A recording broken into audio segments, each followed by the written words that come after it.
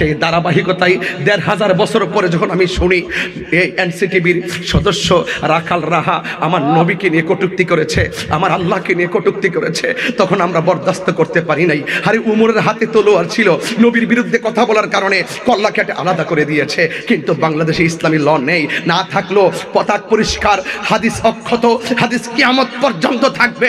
রাখাল রাহা আমার রসুলকে নিয়ে কটূক্তি করেছেন, গালেব আমার রসুলকে নিয়ে কটূক্তি করেছেন, রাখাল রাখা আমার আল্লাহকে নিয়ে অযাচিত ভাষায় কথা বলেছেন। আমার পরিষ্কার কথা হলো ওই রাখাল রাহাকে পরিষ্কার কথা, মান সাব্বা নাবিয়ান ফাকতুলুহু, যে নবীকে গালি দিবে তার গর্দান উড়াইয়া দিতে হবে। কথা বলেন ঠিক কিনা?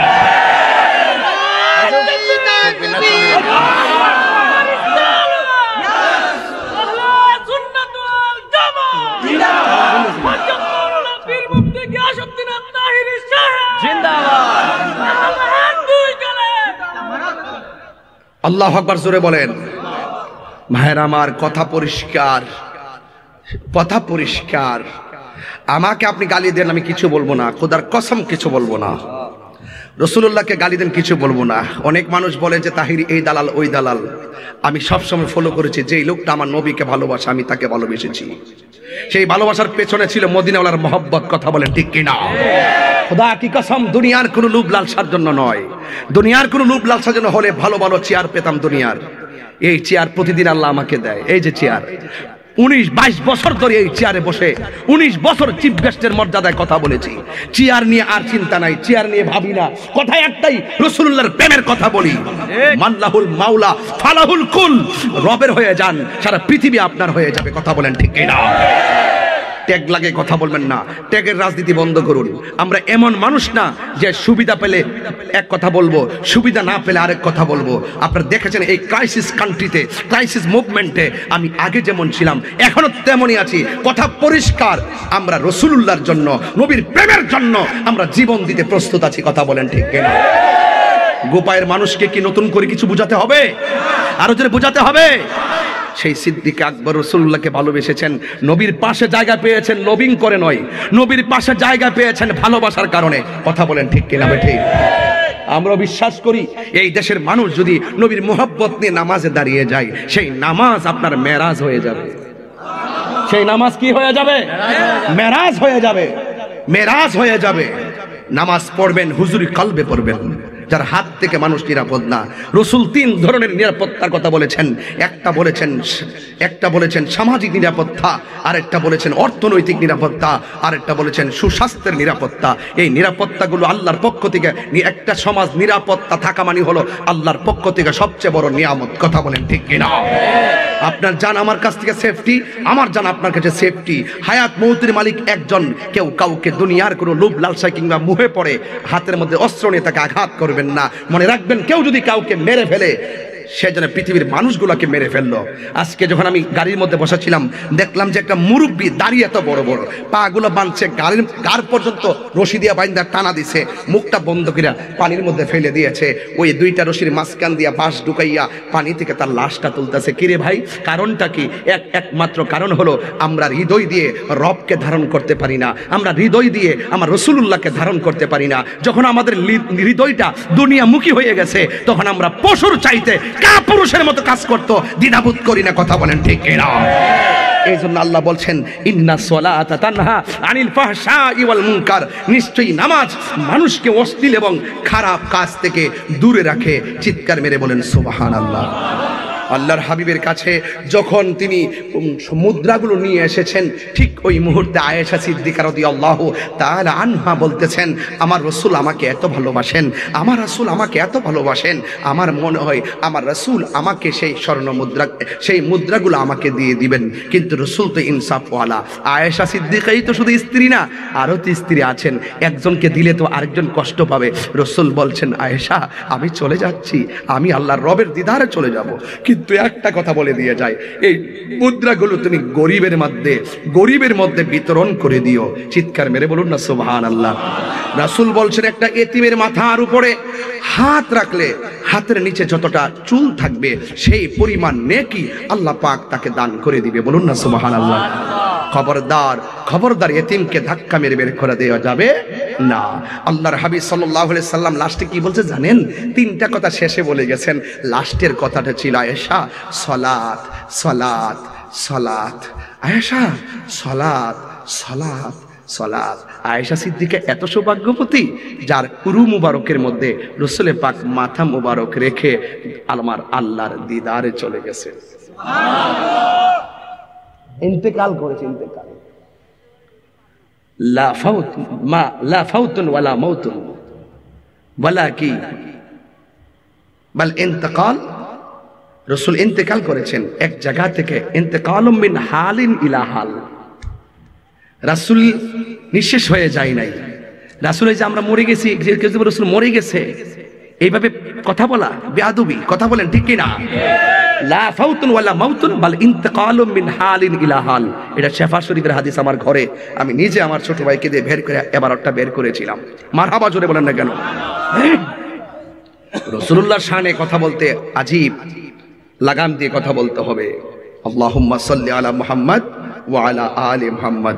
আমি নামাজে দাঁড়িয়েছি, এই মুহূর্তে এমপি সাহেব ঢুকছেন, আমি তাকে সালাম দিলে নামাজ থাকবে? চেয়ারম্যানকে সালাম দিলে নামাজ থাকবে? মেম্বারের সালাম দিলে নামাজ থাকবে? থাকবে না। কিন্তু নামাজের ভিতরে আমার রাসূল পাক সাল্লাল্লাহু আলাইহি ওয়াসাল্লামকে সালাম না দিলে নামাজ বাতিল হয়ে যায়। সুবহানাল্লাহ। তো ওই নামাজটা পড়বেন নবীকে মাইনা নাকি না মাইনা? আরো জোরে বলেন না কেন? নবীকে গালি দেওয়া যাবে? যুগে যুগে রাখার আসবেই, কিন্তু মনে রাখবে হুসাইনও থাকবে। কথা বলেন ঠিক কি না? উমরও থাকবে, সিদ্দিক আকবরও থাকবে। কথা বলেন ঠিক না বেঠিক? এই যে নামাজ পড়বো, পড়ার মতো পড়বো, রোজা রাখবো, রাখার মতো রাখবো। এই জন্য আল্লাহ রাব্বুল আলামিন কোরআনের মধ্যে সুন্দর করে বলে দিয়েছেন, ইয়া আইয়ুহাল্লাযিনা আমানু দুখুলু ফিস-সিলমি কাফা।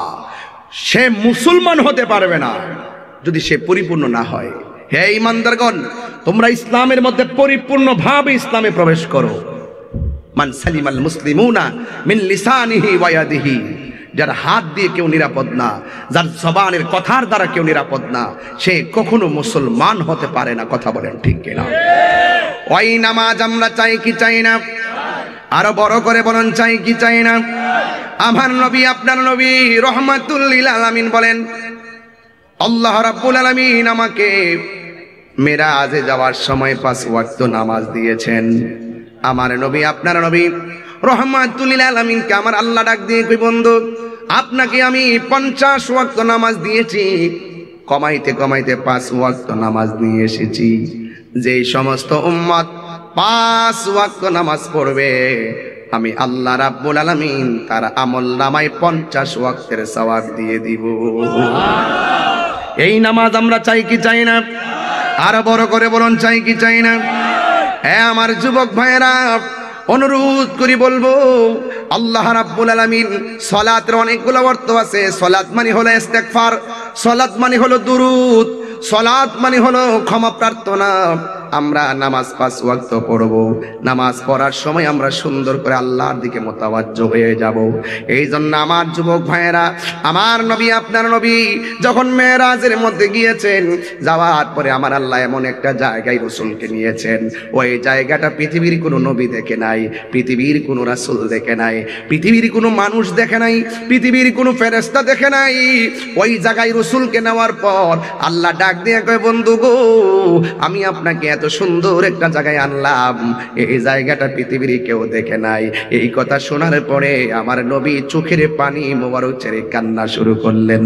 আল্লাহ ডাক দিয়ে কয়, হ্যাঁ বন্ধু, এত সুন্দর জায়গায় এনেছি, এমন সুন্দর জায়গা আমি আল্লাহ কারো কাছে প্রকাশ করি নাই। এত সুন্দর জায়গা আমি আল্লাহ কাউকে দেখাইব সিলেক্ট করি নাই। এই জায়গাটা একমাত্র আপনার জন্যই বানাইছি। এরপরে এত সুন্দর জায়গা দেখে আপনি কেন চোখের পানি মোবারক ছেড়ে কাঁদতেছেন? আমার নবী আপনার নবী ডাক দিয়ে কই আল্লাহ আমি এত সুন্দর জায়গা দেখলাম, আমার উম্মত তো এত সুন্দর জায়গা দেখে নাই। এই শুনেন শুনেন, রসুল দুনিয়াতে এসেছেন দুঃখের সময় উম্মত বলে না, সুখের সময় উম্মত বলে না, সব সময় রসুল উম্মতকে স্মরণ করেছেন। জোরে কন্যা সুবহানাল্লাহ। আমার নবীকে সান্ত্বনা দেওয়ার জন্য আর একটা সুন্দর জায়গায় নিয়েছেন, সেখানেও নবী উম্মতি উম্মতি বলে কাঁদছে। এরপরে আরেকটা সুন্দর জায়গায় নিয়েছে, সেখানেও নবী উম্মতি উম্মতি বলে কাঁদতেছেন। এরপরে আরেকটা সুন্দর জায়গায় নবীর নিয়েছেন, সেই জায়গায় যাওয়ার পরে নবী উম্মতের জন্য কাঁদিছেন।